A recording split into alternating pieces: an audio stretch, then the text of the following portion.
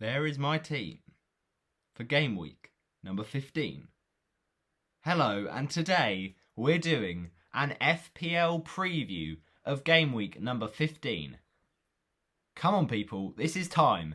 Now, I said in my game week 14 review that I think we got unlucky to not hit 80 points. Very good week by most people, especially by that man, Stuart Dallas, but we go again in week 15. We have to go again, and I think we've got a good foundation that we've built off. But we just want to be getting those triple-digit scores. It's as simple as that.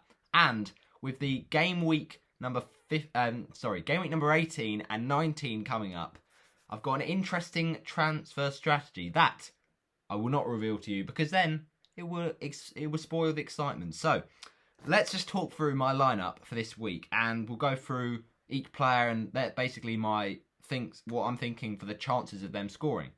And also, I've got a very interesting reveal. And what is that reveal? Well, this video will be coming out because obviously the deadline is once again on Saturday. I do believe, if I'm right in thinking. Is it? Yeah, pretty sure. Because the first game is between... who's the first game between? It's a good question, actually. Probably should have looked this up before. Oh dear. I want to say that it's like Leicester and Man United. I think it is. Yeah, it is. Leicester Man United. So it's a Saturday 11 o'clock deadline. So basically, what I'm saying here is that my reveal to you is that when this comes out at 11 o'clock, I'm not doing any transfers this week. You might be thinking, what? You're not doing transfers? That's not like you. But that is the way we're going to do it. So yeah, basically, let me explain my thought process and we'll go through it. So game week 15, schedule for 11 o'clock. Right, okay. Right, so let me explain my thought process behind this. So, first of all, I've got some transfers lined up. I'm not going to say who they are, and I'm not going to say, necessarily when I do them, although I kind of am. But, alright, the short of it is that in game week 18... Well, actually, I'll leave it more ambiguous, so you kind of find out on the day. But in game week 18 or 19, one of those, I'll be free hitting. And if you don't know what free hit is, it basically is where you make loads of transfers, but only for 1 week. And it helps you to either help your team to make a good double game week team, or to make a team that can basically survive the blanks. And if you don't know what a blank is, it's basically where there's other teams that are playing twice in 1 week, and because they're playing twice, they're not playing in the previous week. So that means we only have 5 games. So therefore, only about 10 teams to actually choose from. So basically, with that, it's about have you got the tactics and the strategy to work this out? And I basically am going to do it where I'm going to have a free transfer for game week 16, make 2 transfers, and then game week number 17, maybe 1 or 2 transfers, then the free hit, either game week 18 or 19, and then more transfers either week. So that's what I'm thinking. And I'll reveal, obviously, closer to the time what I do. But let's start off with and say, well, why am I not making any transfers? Well, that's because last week my team absolutely banged it off. It was absolutely brilliant. And 79 points, my second highest score of the season. And when you look at it, with McCarthy, he, might have got a clean sheet against Man City. Man City were good, but they weren't amazing, were they? And he made a few good saves. Zuma, if that header from Thiago Silva is not falling to him, Zuma's right behind him, so he could easily score a header there. So that's potentially another goal. And if I'd have played James Justin, that's another 8 points, which means we would have hit a very good score of 87. But yeah, it's still a thing that my team can get very good in 1 week. And basically, I brought in 2 weeks ago, I think it was for the game against Crystal Palace, I do believe, or maybe the one before that. I brought in Jared Bowen. And obviously it's not ideal, the fact that the fixtures, the way they've fallen, he's had games against Chelsea and against Oh, who was the other one? Was it Man United or maybe someone else? I've forgotten. But basically, they weren't fixtures that you want to play him in. But now he's got a fixture against Brighton at home. So that is Jared Bowen's time to shine. I'm hoping he does. So let's basically, first of all, read out my lineup. So in goal, we've got McCarthy. Then we've got Stuart Dallas at home against Burnley. I mean, that's surely going to be points. And by the way, McCarthy is facing Fulham. So surely that's a clean sheet. But we'll see. We'll see.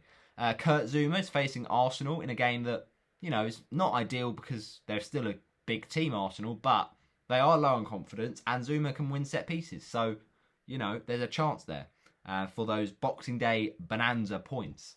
Then we've got James Justin starting ahead of, controversially, Aaron Cresswell. Now, with this one, it's not locked in. Like, the team selection is not locked in. I might change it last minute on Boxing Day between Justin and between Cresswell. Because the thing is, I'm probably going to sell Justin soon.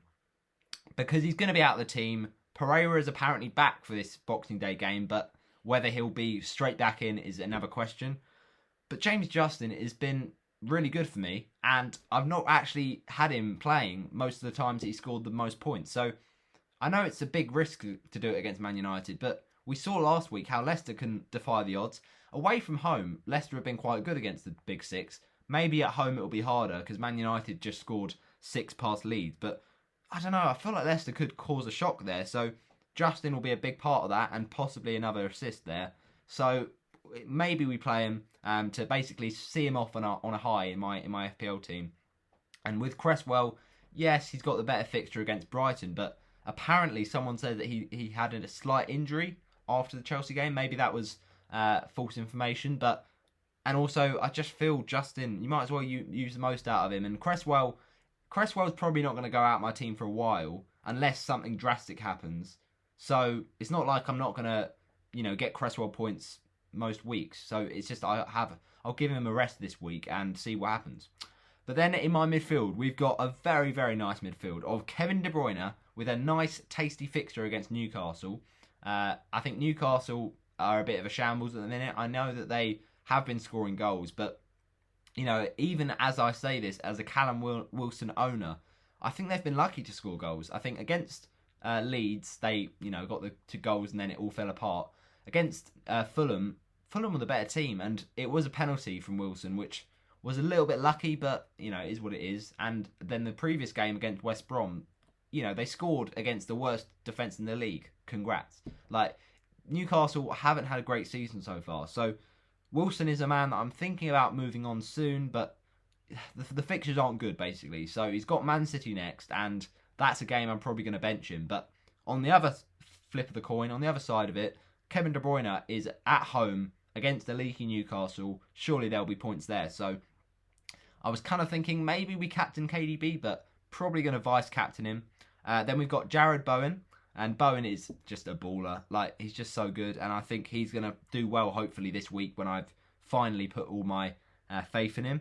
Heung-min Son has got quite a iffy game against Wolves. It's not an easy game, that. But also, it's not the worst fixture. So, I don't think Son probably will score against Wolves. But if there is one man that's going to basically pierce through that Wolves back line, it's probably Heung-min Son on the break. So, I'm 50-50 about that one. I don't really mind. I'll play him because he's Heung-min Son. He gets loads of points, but this week might be limited.